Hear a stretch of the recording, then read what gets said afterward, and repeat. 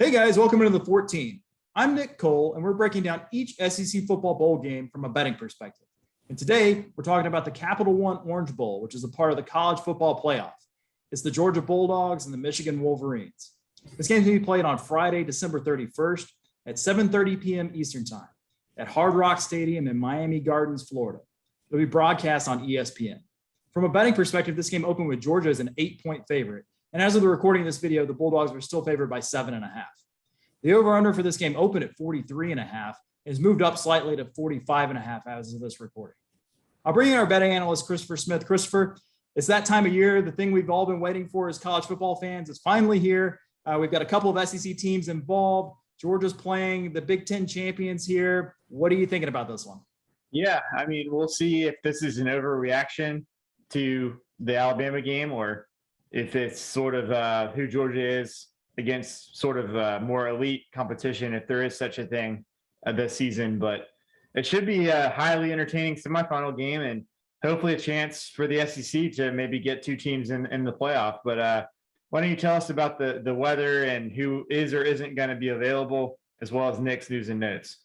Sure. So before I give you the weather and injuries, I just put the caveat on this that we're recording this a couple days out from the game. And so I would advise that you check for more current information on both of these things the day of the game. Things are moving fast on the injury side of things. Information comes out hours before kickoff. So it's important to make sure you're crossing your T's and dotting your I's on that stuff in the hours leading up to kickoff before you make your bets. That being said, the weather forecast for Miami Gardens on Friday is showing temperatures in the 70s for kickoff with no rain in the forecast and winds looking about 6 to 8 miles per hour. So it should be a pretty clean track for betting this one.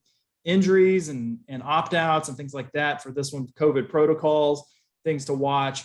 Georgia's list is pretty extensive. I'm going to run through them real fast. We've got wide receiver Arian Smith, safety Tyke Smith, linebacker Tresman Marshall, linebacker Ryan Davis, cornerback Jalen Kimber, and guard Tate Ratledge are going to be out of this game, according to our friends at Dog Nation. Offensive lineman Jamari Sawyer, defensive back Chris Smith, running back Kendall Milton are all questionable for this game. Wide receiver Ladd McConkey is probable.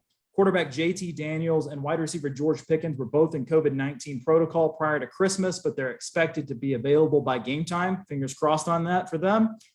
Georgia closed their practice on Monday, which reports surfaced that some players on the team have COVID-like symptoms. So again, watch this one right up to kickoff. There could be some key players' names that come out that may or may not be available for the game. On Michigan's side, running back Blake Corum says he's back to 100% after an ankle sprain bothered him for much of the second half of the regular season.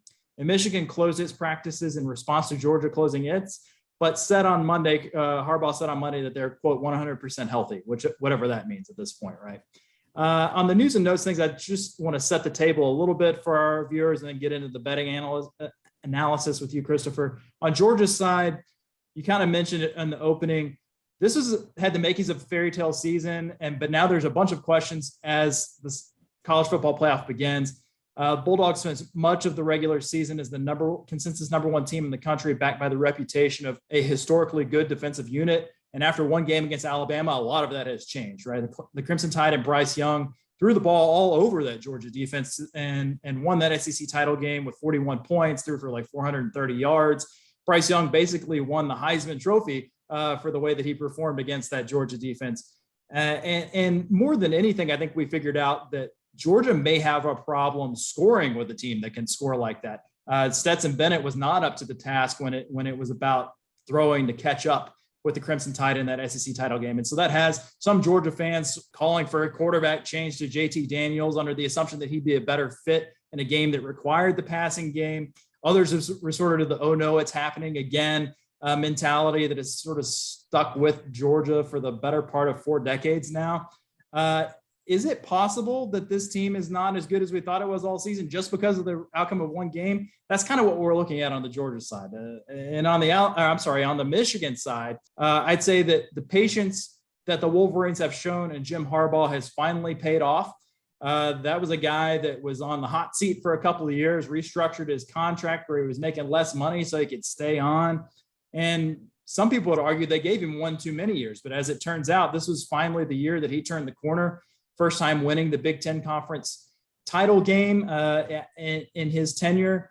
And obviously the first time he's college football playoff bound with the Wolverines. He put an exclamation on a 12-win regular season that included wins against 8 bowl-bound teams.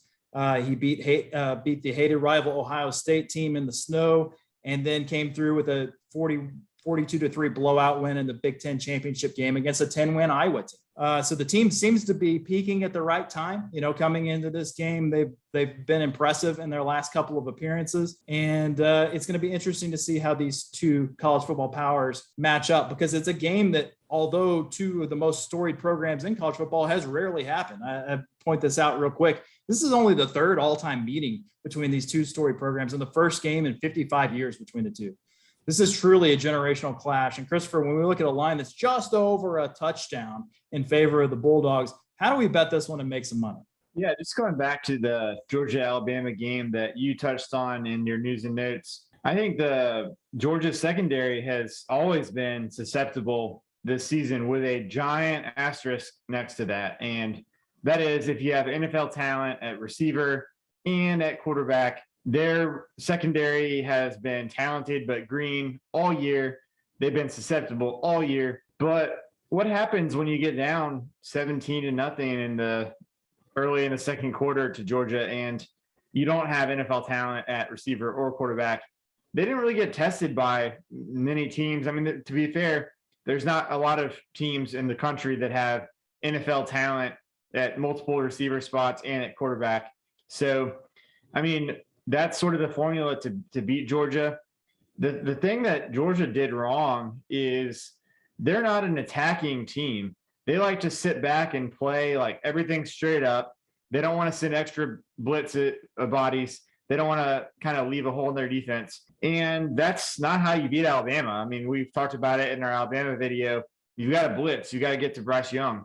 So the question is sort of, can Michigan replicate that? And because, I mean, if you look at the stats, Alabama ran the ball for 3.5 yards per carry. Running backs managed 76 rushing yards on 3.5 yards per carry in that game. And Bryce Young got him on a few scrambles, but Cade McNamara for Michigan runs the ball much less than Bryce Young. And Michigan runs the ball on 60.4% of its snaps. And also, Michigan's best receiver, Ronnie Bell, got lost for the year early in the year. So McNamara, he's probably, one of the reasons you were talking about the Jim Harbaugh era. A lot of it was, why can't this guy recruit and develop a quarterback? That was supposed to be his big thing at Stanford. That was his thing with the 49ers in the NFL. But McNamara is definitely sort of the guy that broke that. But is he, how good is he exactly? And, his passer rating is 54th nationally. Michigan is 28th in EPA per snap when they throw the ball. And, Cornelius Johnson and Roman Wilson are their top two receivers. Not exactly household names or NFL receiver targets. And, 54th in passer rating is not bad, but that's not, Bryce Young. That's not CJ Stroud. I'm not so sure that, number one, that Georgia will just sit back and play straight up if they do start to get beat by an offense again, like they did until maybe midway through the third quarter in the SEC title game.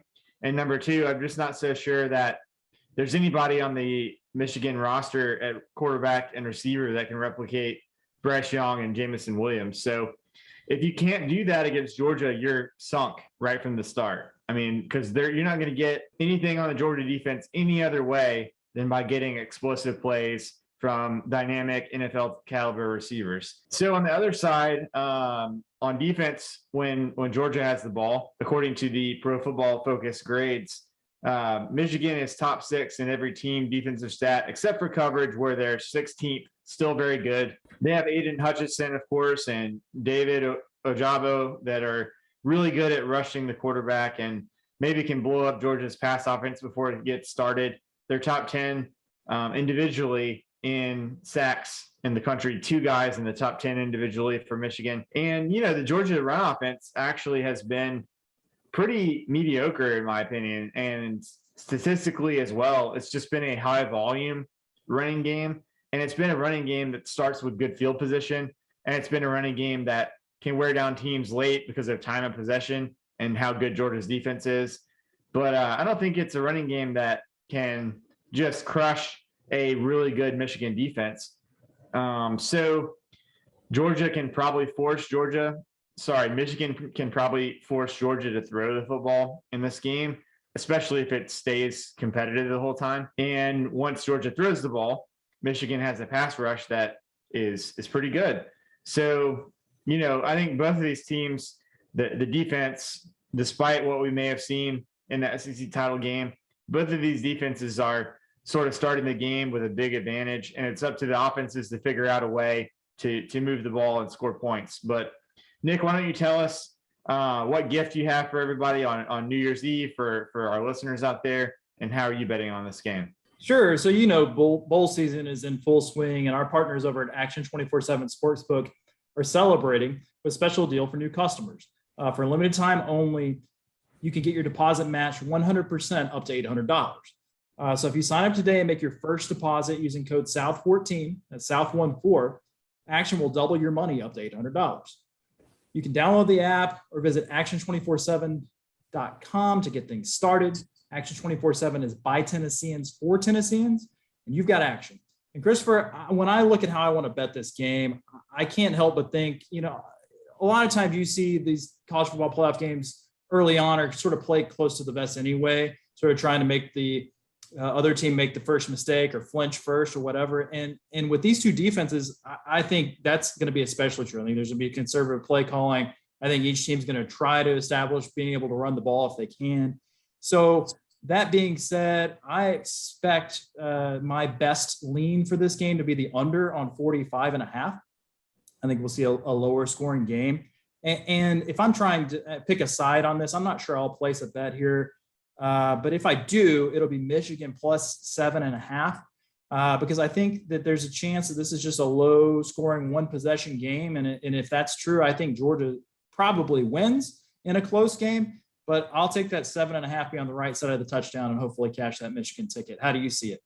Yeah, I like the under 45.5 as well. One thing I didn't mention is outside of dynamic receivers, the other thing that Alabama did against Georgia is they used some tempo, and they got some of those big defensive linemen a little tired there in the second half. I mean, you have to get some first downs before you can even think about doing that. But Jim Harbaugh and Michigan aren't exactly the type to do that, which is going to make it even harder for them to score points. And if you haven't watched Michigan play, they're not Oklahoma State, they're not Georgia on defense this year, but they're pretty close. And so I think I'm with you on the under is my favorite play. I will take Georgia minus 7.5. I think that this line would have been easily in the double digits if not for the SEC title game result.